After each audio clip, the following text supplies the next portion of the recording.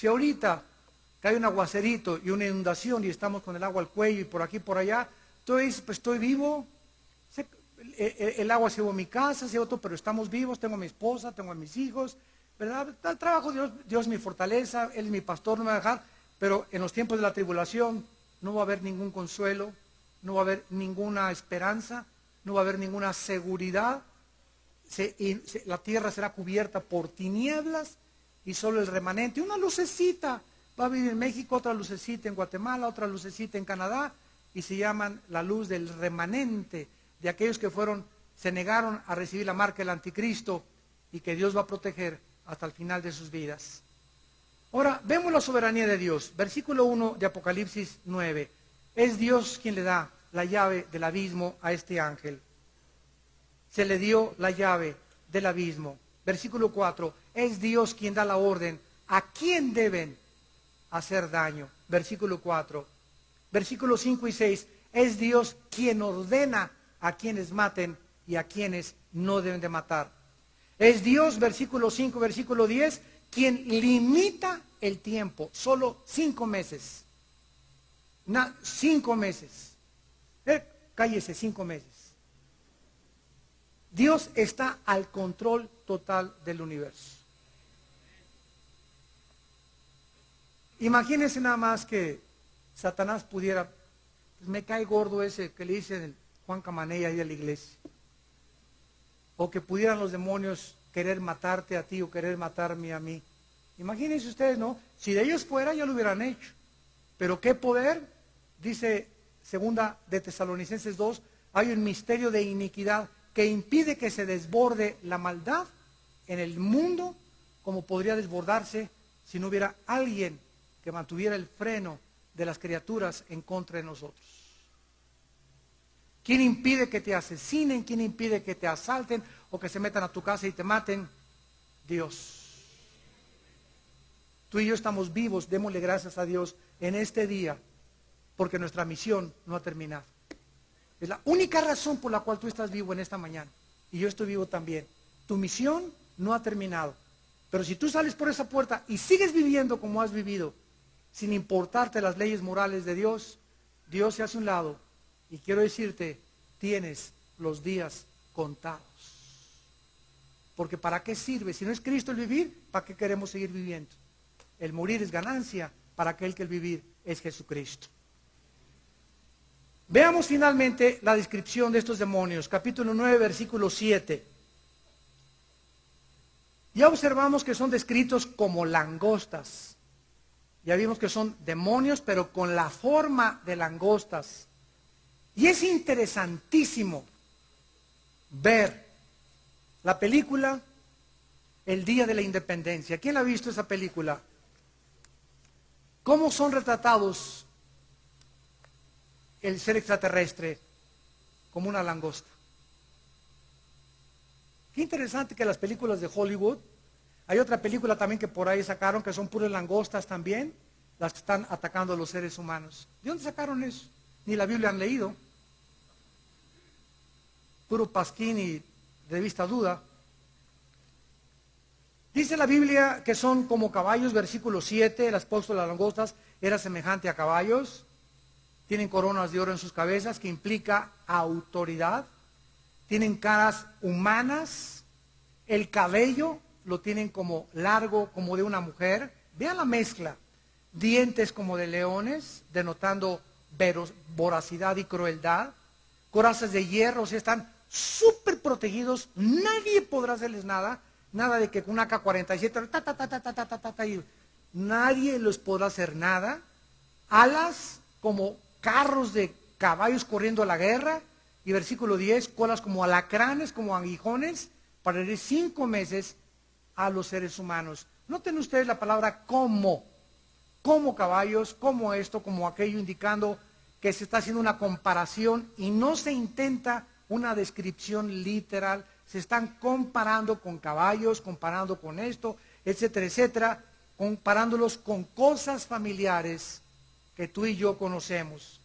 Podemos imaginarnos este aspecto de estas criaturas y ahora en el siglo XXI, con la clonación, con el genoma humano, con los laboratorios clandestinos que están ya clonando y mezclando animales con otro tipo de animales, burros con caballos y ovejas con chivos, seres humanos que están ya experimentando.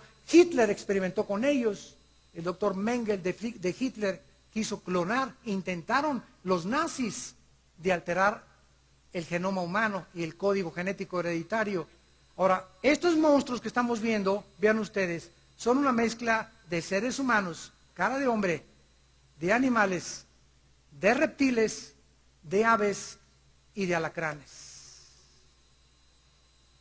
¿Podrá el ser humano en laboratorios clandestinos llegar a ser estos monstruos? Porque lo que estaba viendo Juan hace 2000 años eran exactamente como estaban descritos en el Apocalipsis, con caras humanas. Un helicóptero no trae cara humana. Un tanque de guerra no trae una cara humana. Eran caras literales humanas. Nos estamos acercando a la perversión y a la manipulación de los genes, donde vamos a convertir monstruos que van a ser los que los demonios van a poseer. Y escuchen esto, un clon no tiene alma. ¿Me escucharon lo que acabo de decir? La manipulación genética que podamos lograr van a ser seres sin alma. Los gigantes, que fueron el resultado de la mezcla de mujeres con hombres en Génesis capítulo 6, dice Isaías que no van a resucitar. ¿Por qué? Porque esos gigantes no eran seres humanos ni criaturas, era una mezcla perversa, genética, creada por los ángeles caídos, que roban totalmente. El alma se transmite por la sangre, sabían ustedes, ¿verdad? Dice Levítico 17:11, la vida de la carne está en la sangre, y la palabra vida es nepej, que significa alma.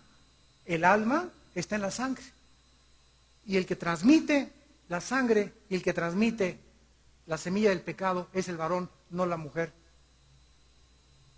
La mujer recibe el esperma, la semilla. Por eso José no podía tener relaciones con María, porque José tenía sangre contaminada.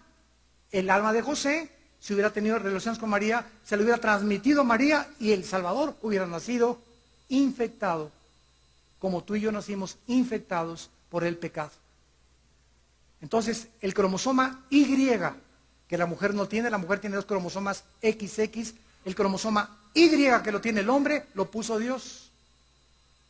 El esperma lo puso Dios, el Espíritu Santo cubrió a María, y el cromosoma Y lo puso Dios en María para que el ser que naciera, su sangre la formara en los tuétanos de sus huesos y la mujer no le transmitiera la sangre al feto, tal como la ginecología del siglo XXI nos lo atestigua. Qué maravilloso libro de ciencia y ginecología es la Biblia.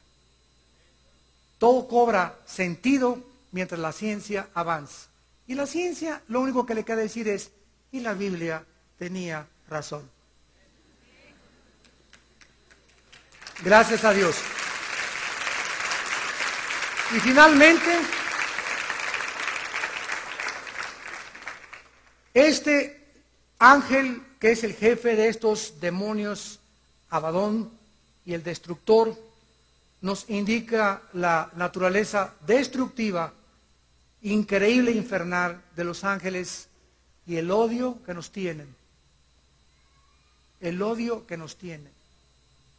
Satanás y los demonios no tienen un ápice de misericordia contra tu vida ni contra mi vida. No se podrán redimir jamás. Una vez me preguntaron, estuve en Colombia, unos estudiantes de un seminario teológico, muy interesante la pregunta, por cierto, Pastor Alducin, ¿por qué no perdonó Dios a los ángeles? ¿Por qué no tiene perdón Satanás? Muy buena pregunta, te pone a pensar. ¿Cuál es la respuesta? Es que ellos ya tuvieron su oportunidad de poder haber servido a Dios y perdieron esa oportunidad. Y una vez que alguien tiene una oportunidad y la pierde por toda la eternidad.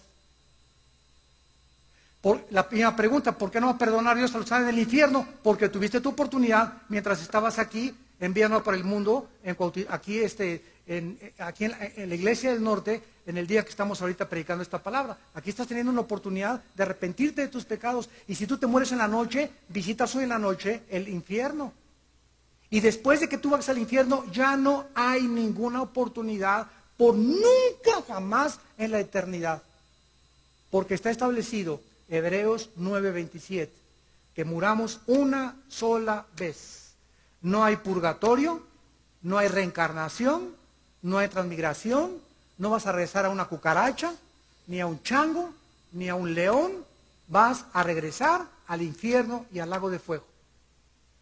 Y si tú dices, es que qué cruel es esto, es más cruel el daño que los seres humanos que han rechazado a Cristo le están haciendo a tus hijos y a mis hijos.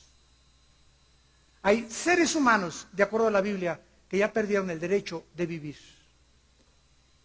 Están tan infectados y tan irregenerados que la gracia de Dios ya se terminó. Satanás abusó la gracia de Dios, los ángeles abusaron la gracia de Dios, y muchos que nos escuchan por la televisión están abusando la gracia de Dios, que ahorita se manifiesta para perdonarnos y traernos a la cruz, creyendo que puedes seguir viviendo como te da la gana. Satanás no tendrá conexión con el abismo hasta que sea arrojado ahí. Podemos imaginarnos, para terminar, si tú te quedas ante esta pesadilla, lo que vas a vivir. Quiero decirte, no tienes por qué vivir en este planeta cuando todas estas cosas comiencen a suceder. ¿Serás tú una de ellas? Vean cómo acaba Apocalipsis capítulo 9. Esto es asombroso e increíble. Versículo 20 y 21. Y los otros hombres que no fueron muertos con estas plagas, ni aún así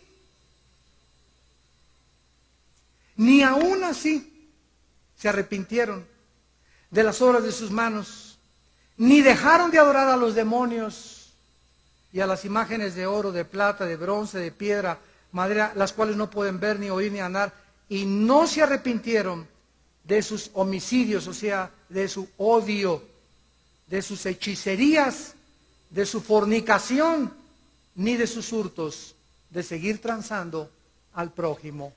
¿Te arrepentirás tú en esta mañana cuando la gracia de Dios se está manifestando en tu vida para que Dios te perdone y puedas ser librado de este mundo infernal que se avecina sobre el planeta Tierra? En esta mañana tú tienes la respuesta. Gracias por tu palabra, Señor. Gracias, Señor, por describirnos el panorama de tinieblas que se avecina sobre el mundo y que estamos comenzando ya a sentir en el Espíritu que algo viene. Pero gracias porque nosotros tenemos esperanza de volver a verte algún día, de poder ser librados a través del arrebatamiento de estos años de tribulación que azotarán a la humanidad, que caerán juicios de Dios sobre seres humanos que han escogido vivir como los animales, que han rechazado tus leyes morales, que se han ensoberbecido en su corazón para creerse dioses y no creados a tu imagen y semejanza. Gracias porque la luz vino al mundo, pero los hombres han amado más las tinieblas que la luz. En esta mañana, ¿qué es lo que amas tú? ¿La luz o las tinieblas? ¿La verdad o la mentira? ¿La maldad o la santidad? Tú escoge, y la decisión que hagamos repercutirá para toda la eternidad. Ven a Cristo hoy que Él te llama. No te endurezcas. Hoy es el día de tu salvación. Si tú quieres entregarle tu vida a Cristo esta mañana, ahí desde tu lugar,